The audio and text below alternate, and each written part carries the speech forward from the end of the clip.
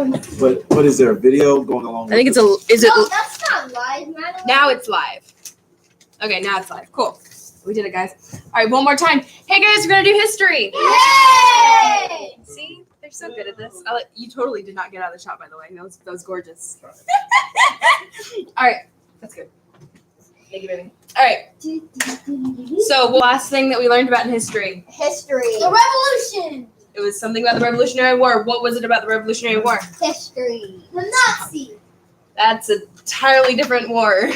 Oh. We learned about the Tea Party, Oh yeah. stamp tax, and please stop knocking my things over. Well, that's not really history. That was writing, but yes. This. We learned about the. Just, okay. We learned about the He's pumpkin. really big. It's not history, it's English. Anyway, so we're going to continue. So after the Boston Tea Party and all of that went down, people were mad. Why were they mad? Yes, they saw. Because they threw all the tea in the lake. They threw all the tea in the river, harbor. in the harbor, yeah. And then also, like, no one really appreciated that. So then the British came back. They were like, "You can't do that," and they actually stopped shipping things to that harbor for a little while, which is really rude because that's how you get a lot of things. How you get most of your. It's how you get tea. It's how you get most of your fabrics. It's how you were getting a lot of different things. Any food that you couldn't grow there. So it was kind of important that we have that harbor, right? Yes. So we made them mad. So we're like, you know what? At this point, and by the way, there are a lot of small skirmishes, things like that going on, and people were angry. We were tired of being treated the way we were being treated, and the Brits didn't care because they thought they had control over us, which they kind of did. But we were like, wait, there's more. So on the night of April 18th. Does anybody know what happened? Lexington Concord. Anybody? Bueller? It No? was history. It was history. You're not wrong. So, it is known as the shot heard around the world. Now, was it actually heard around the world? No. Was it effects heard around the world? Yes. Wait, a shot? Like A gunshot. Mhm. So, what happened was the redcoats are coming. The redcoats decided that they would come and they would take weapons and ammunition from the American or the colonists. That's the word I'm trying to say.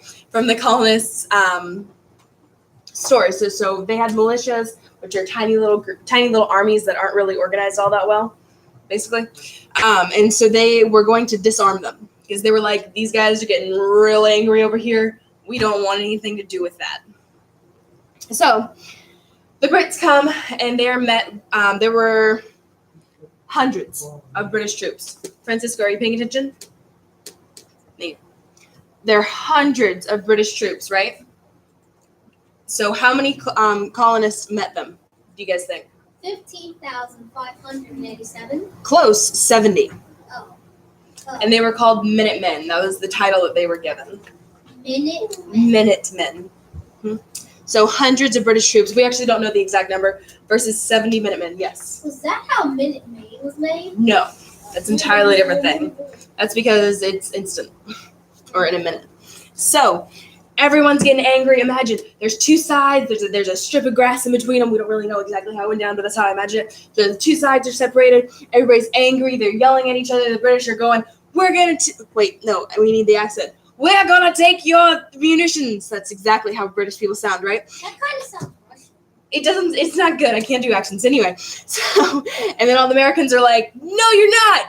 Everybody's angry. Everybody's yelling. Everybody is screaming at each other and stomping their feet and shaking their fists. And all of a sudden, there's a gunshot. Wow. No one knows which side fired. That's Right? There are two different thoughts of why that gunshot happened. Some people think that it was like somebody got angry enough that they wanted to hurt someone else. Like they were like, you know what? I'm done with this. Let's go. By the way, they weren't guns we had today. Like they had like one shot in them and then you had to reload. And it was agonizing. It was a whole process. We'll learn about that some other time. But Was it a musket? I don't know. Why do we have to learn about guns? I I like learning about them. I mean, we can discuss like Revolutionary War weapons Yeah, at this some other is point. history class. I mean, that is part of history, Juliana. They might have a shoe. Okay, so. One thought is that someone got so angry at someone else they purposely did it. The other thought, which is the one that I probably am more likely, I'm more inclined to believe, is someone fired by accident. Finger off the trigger. Be safe. Don't play with guns. Yeah, muzzle to the ground. Muzzles to the ground, all that good safety stuff. So, a shot is fired, and it was like a damn burst. Suddenly, everybody just starts fighting. I mean, it was tooth and nail. Everybody was angry. An all-out melee brawl just ensued. Like, people went nuts. So, it happened really quickly, and then everybody kind of broke back apart. So there was a quick fight, and then we backed up. There were, what is that word? Americans. At the end of that little skirmish, 8 Americans were dead, and 1 redcoat was wounded, as far as we know. So, after that whole thing goes down, the sides retreat, and everybody kind of regroups. They're going, okay, that just happened. By the way, this is what we consider to be the start of the Revolutionary War. Like, this was the big event that started the Revolutionary War. Can we watch a video on that? You can watch this video later. So, after that, we back off. The colonists back off, right? And then the Brits are like, whoa, you're not getting away with it easy. We got hundreds. You now have 62. Math. So, the Brits continue to advance to the North Bridge. By the way, if you ever go up to Lexington Concord, it's a really gorgeous monument that they have to commemorate this event. Absolutely gorgeous. You can actually walk the North Bridge and everything still. So we meet again at the North Bridge, and we fight again. More gunshots. This time, 2 more Americans or colonists die, and this time we take 3 redcoats with us. So What's a red coat? A British soldier. Wait, isn't the people who wear these hats and they can't see? And I'm not entirely sure what that is, but it's not that. is it the Royal Guard? That's What do you mean, like the big fluffy black thing? Yeah. Yeah, those are guardsmen for the palace. And I don't. That's the one. They do wear red hats. Not. They're black hats and they have red coats. Yeah. They were called. What? I'm not talking about what he's talking about. I'm talking about what you talking about. Oh, so these redcoats, they were typically called redcoats simply because a lot of them, specifically officers, had red coats. Like that's literally the reason. During the Civil War, for some reason, until a little while ago, there were always very distinct color differences in war. So there was always the redcoats during the Revolutionary Wars, the redcoats versus us, and we just like wore whatever we had in our closets, I guess. And then like during the Civil War, can you stop, Maddie? Stop. I can see the messages. You guys realize that, right? Mm-hmm.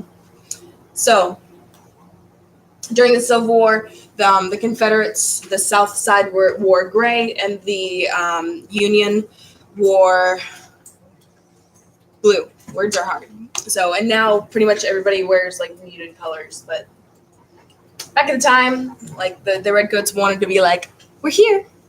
So, that was the shot heard around the world, and that was considered to be the beginning of the American Revolutionary War. All right, so we're going to be closing down the computers.